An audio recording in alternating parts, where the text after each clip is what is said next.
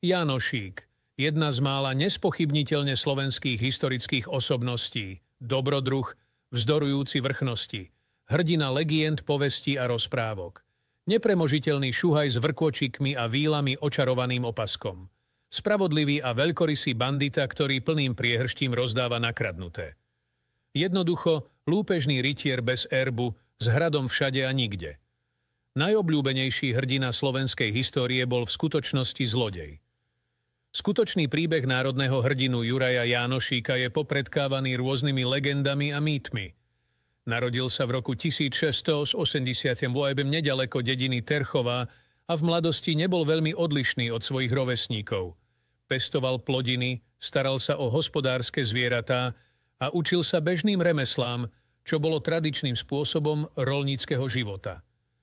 Legenda hovorí, že Jánošík a jeho chlapci sa tešili veľkej obľube medzi miestnymi obyvateľmi, ktorým sa pomáhali skrývať, keď hrozilo, že ich chytí zákon, a dodnes sa hovorí, že bohatým bral, aby mohol chudobným dávať. Nakoniec bol popravený zavesením na hák o rebro na šibenici, kde umieral dlho a v neskutočných bolestiach. Oveľa dôležitejšia je však jánošíkovská symbolika, túžba po slobode, spravodlivosti a boj voči útlaku a poníženiu.